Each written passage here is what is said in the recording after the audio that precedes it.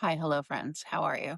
So, we're trying out this microphone. Well, my good one, the good one arrives soon. I'll probably do a review video on it. Anyway, so we're here to talk about the planets. Okay. I'm calling this segment episode 2 of our astrology series. The planets have motives, Your Honor. Okay. So, welcome back to Cosmic Self Defense. This is the astrology series for people who are tired of getting emotionally drop kicked by the sky and then being told to just trust the process. No. Okay. We are not blindly trusting the process anymore. We are reading the process. It's Miranda rights. All right. So, in episode 1, we learned that your birth chart is not a personality quiz, right? It's a map. Your rising sign sets up the houses show the life areas, and once you know your map, the sky starts or stops feeling random.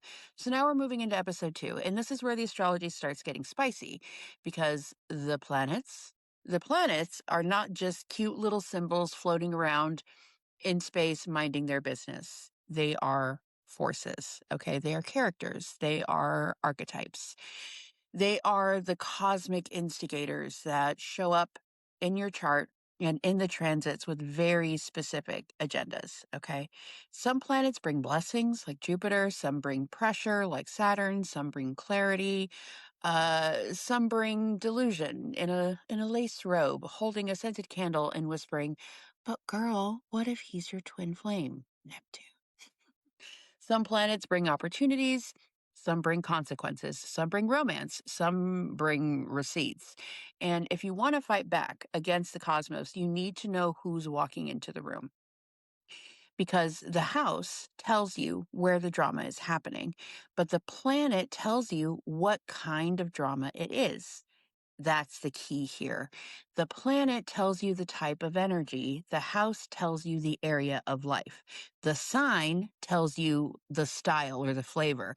So if Mars is moving through your seventh house, we are not having the same experience as Venus moving through your seventh house. One is passion, conflict, confrontation, attraction, impossible, relationship, knife juggling. The other is softness, pleasure, connection, charm, and possibly someone suddenly remembering that you're hot. Okay.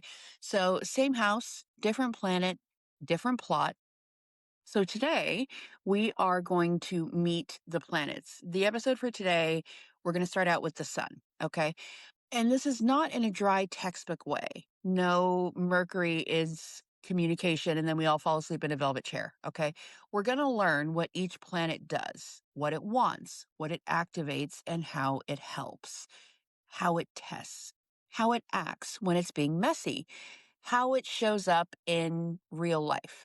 Because this is not astrology for people who want to sound smart at brunch. Okay. This is astrology for people like me who want to know why their life suddenly feels possessed and what to do about it. So let's begin, shall we? The planet is the type of pressure. So before we break down each planet, I want you to understand this. A planet in astrology is not just a physical object, it represents a function of life. A planet is a force, a planet is a verb, okay? The sun shines, the moon feels, Mercury speaks, Venus attracts, Mars acts, Jupiter expands, Saturn disciplines, Uranus disrupts, Neptune dissolves, Pluto transforms. That's the starter pack, okay? So, when a planet is strong in your birth chart, it becomes part of your wiring. When a planet is activated by a transit, it becomes part of the current weather. Stick with me, okay? When a planet moves through a house, it brings its agenda into that life area.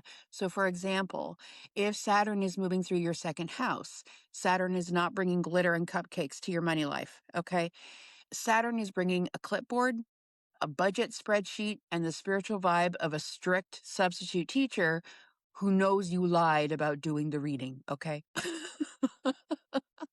If Venus is moving through your fifth house, Venus is bringing pleasure, flirtation, creativity, romance, beauty, and the sudden urge to wear something impractical and be seen, to be perceived.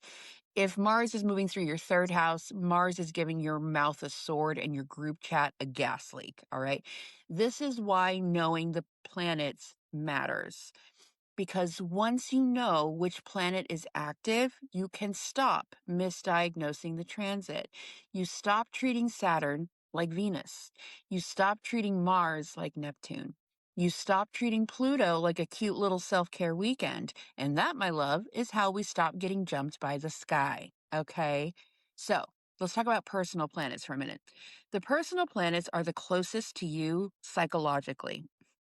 The personal planets describe your everyday personality, your instincts, your desires, your communication style, your emotional needs, your love style, your anger style, and how you move through regular life. So these personal planets looks fuzzy to me. Interesting. Anyway, these personal planets are your sun. What is happening here? Hang on. It looks fuzzy to me, and I don't know why. Anyway, your personal planets are your sun, your moon, your Mercury, your Venus, and your Mars. These planets are easier to feel day to day because they're personal. They are intimate. They are the why did I say that planets, okay? So they show up in your choices, in your reactions, your attractions, your moods, and your patterns. So let's drag them out one by one. This video is already pretty long, so like I said, we're only going to go over the sun today, okay? And thank you for sticking with me. Drop a sun sign down in the comments below if you're still here at this point. So the sun. The sun is identity, your life force, your ego, and your purpose. The sun is your vitality, it's your life force, it's your core identity, your ego, your creative spark, your sense of self, and the part of you that is learning how to shine without apologizing for taking up space. Okay. Your sun sign is the sign most people know because it's based on your birthday. Okay. But your sun is not your whole chart. It's the part of you that is becoming. Your sun is where you are learning to develop confidence, presence, self expression, and a stronger sense of this is who I am. So the sun in your chart is asking, who are you becoming? What are you here to express? Where do you need to stop dimming yourself? Where do you need to claim your own life force back? Okay. When your sun is healthy, you feel alive. You feel clear, expressive, purposeful. You feel connected to yourself. When your sun is struggling, you may feel invisible, insecure, overly prideful, performative. You may feel drained or disconnected from your own desires. The sun is not just main character energy. The sun is the part of you that has to stop living as a supporting character in someone else's nervous system, right? So let's talk about this in 3D terms. The sun shows up when you ask things like, what do I actually want? Where am I tired of pretending? Where am I seeking validation instead of embodying confidence? What part of me needs to be witnessed? And where have I been outsourcing my identity? The sun is the moment you realize that you've been trying to be palatable when you were supposed to be powerful, okay? So the sun is here to tell you, stop asking for permission to exist. So when the sun is transiting a house, when the sun moves through a house in your chart, it is illuminating that area. It's bringing attention, awareness, visibility, energy, and focus. So if the sun is in your second house, this is money, self-worth, values, and stability. Those issues are coming into focus. If the sun is in your seventh house, this is relationships and partnerships. They're starting to become more visible.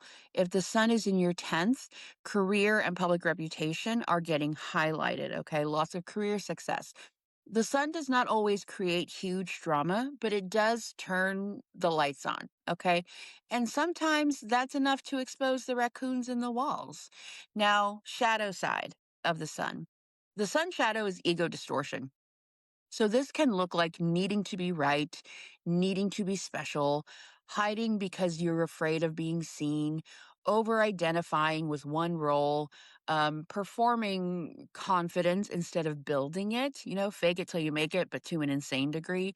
This could also be letting other people define who you are. The sun is asking you to shine. But if you are wounded around visibility, shining can feel threatening. This is why sun work is not always fluffy. Sometimes becoming visible feels like betrayal, to the version of you who survived by staying small. Okay. So your cosmic self defense move when it comes to the sun. When the sun is activated, ask yourself, where do I need to reclaim my identity? Where am I dimming myself to stay safe? What part of me wants to be seen clearly? What am I pretending not to want? Okay. Now, your sun defense move is to choose definition over performance. I'll see you tomorrow.